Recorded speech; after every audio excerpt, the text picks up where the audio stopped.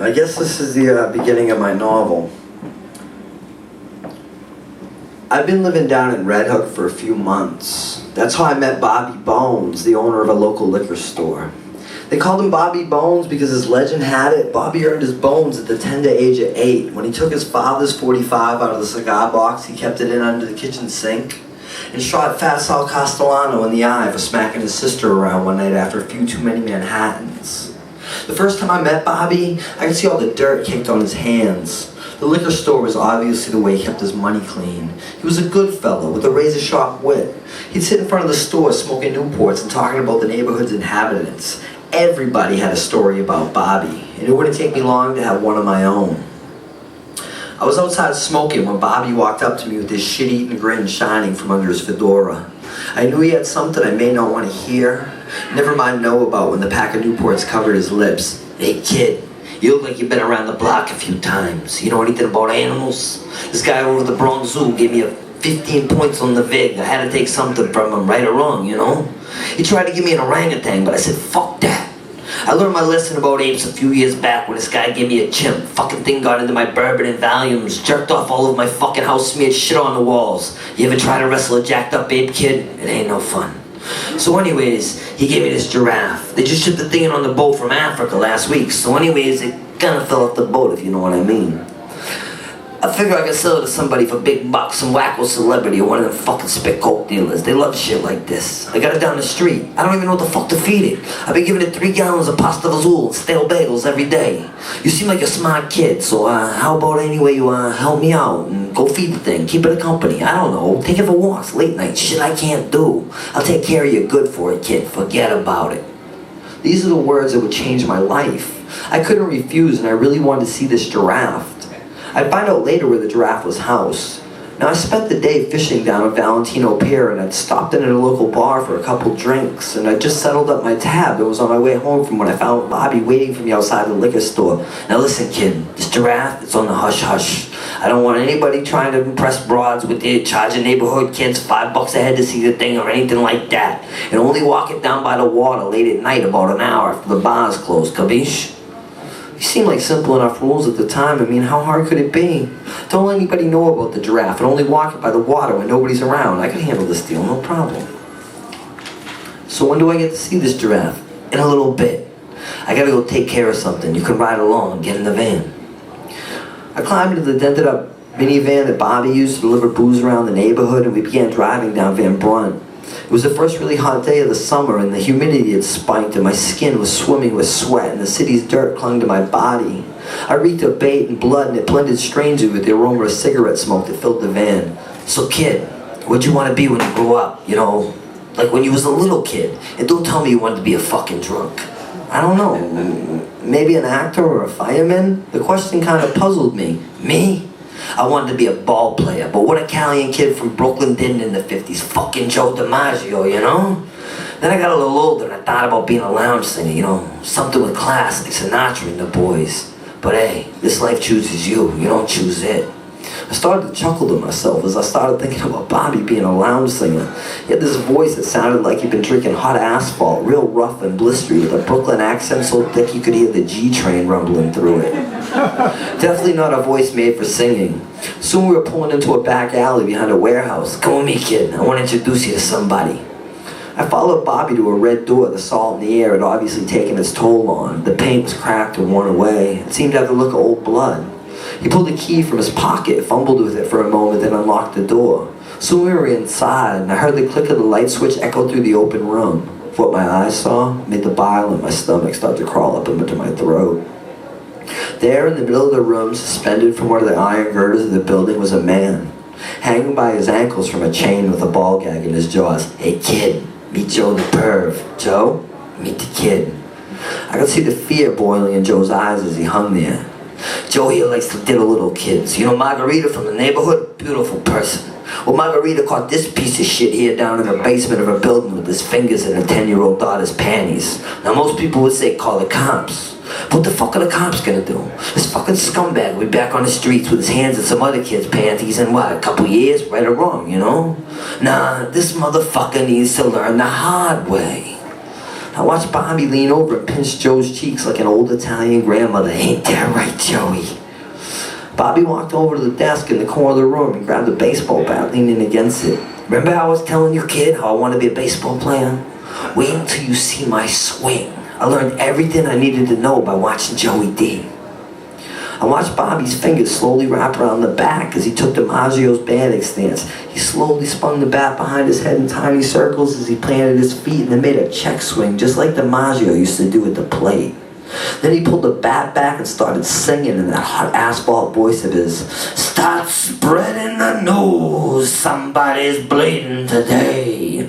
And with that, he swung the bat. I heard the hollow thud of the bat connecting with flesh and the splintering crackle of ribs breaking as the air escaped from Joe the Perv's lungs. I wanna be a part of it. New York, yeah baby! Wham! The bat connected with the Perv's body again. These vagabond shoes are longer to split a face. With that, Bobby viciously kicked the Perv in the face and I sat transfixed by the violence.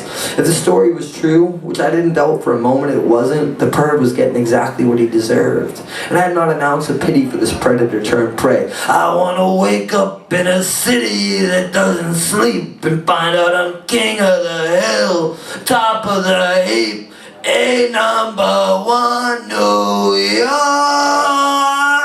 Oh kid, they just don't write them like this. Wham, wham, wham! By the time Bobby finished singing, Joe the Perv's body was limp. His face no longer even looked human. Bloated and black. Blood flowed out his nostrils in a steady torrent. I ain't gonna kill this piece of shit kid, nah. I'm gonna leave him chained up here for a few days. Come back every now and then, you know. Let him drink water through a straw. I'm not an animal, you know. I'll let him drink. My old lady's been giving me a hard time, so maybe I'll come down here, work my frustrations out on him a little bit. Nah. When all's said and done, I'll let him loose. I don't think those hands will ever be in a pair of panties again. I wasn't sure why Bobby brought me to meet Joe the Perv, but I fought back the urge to puke all over my shoes when I started thinking about the consequences of fucking up this giraffe sitting gig. You alright, kid? You look a little seasick. Don't tell me you're fucking soft as shit in a sugar cone. No, I'm okay. I think I just need a drink. Okay, I'll drop you off down at Sonny's. The draft can wait until tomorrow. Now, for some reason, the air always seemed wet down at Sonny's. And I don't know if it was because of the bar's close proximity to the water, or the fact my liver was always swimming in a sea of bourbon, but a perpetual mist hung in the air. And whether it was the water or the fog of drink, I'll never know. I entered Sonny's bowels under the glowing red bar sign, the wood of the interior ancient, warped, and whiskey-aged. A locals-only joint, no tourist here, at least not late night anyways. The bar lined with a sea of gin-blossomed faces, hard-working but harder drinking souls, notes of blue glass dancing in the air.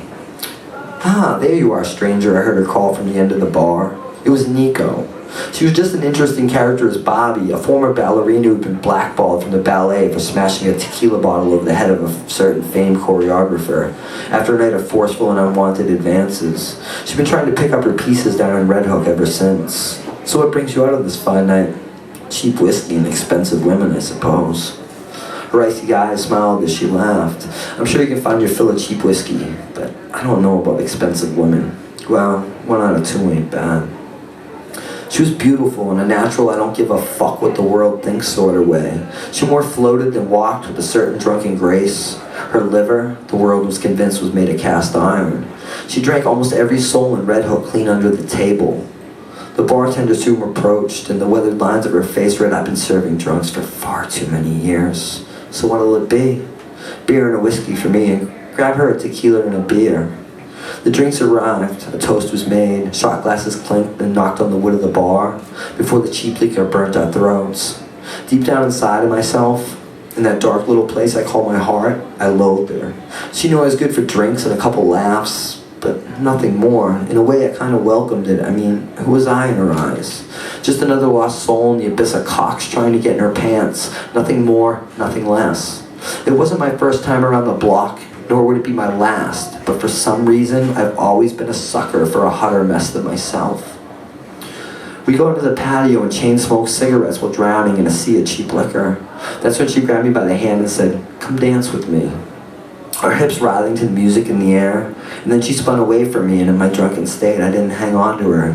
She careened over a table of French tourists.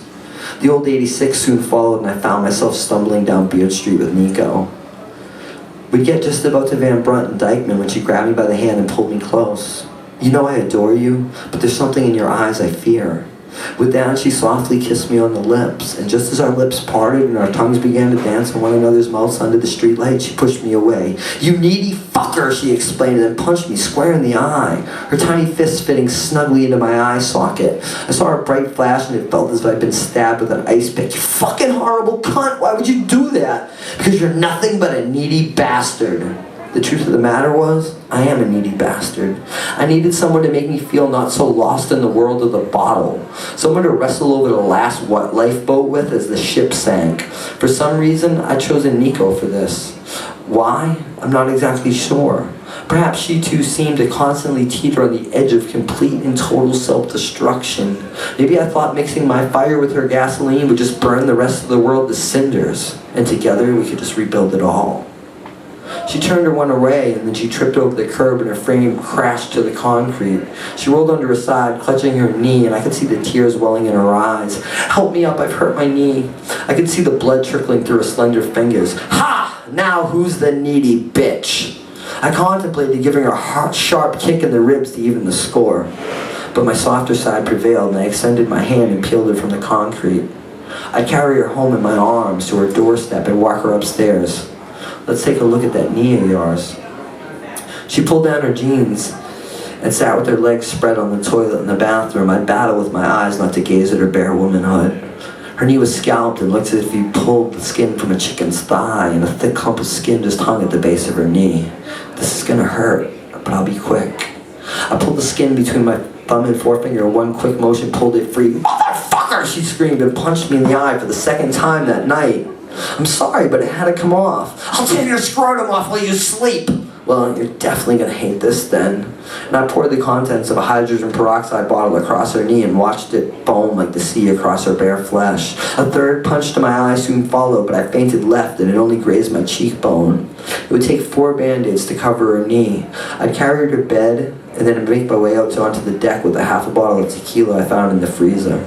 I'd sit under the stars and contemplate life until my eyelids seemed to be made of concrete. From there, I slumbered on the hard lumber.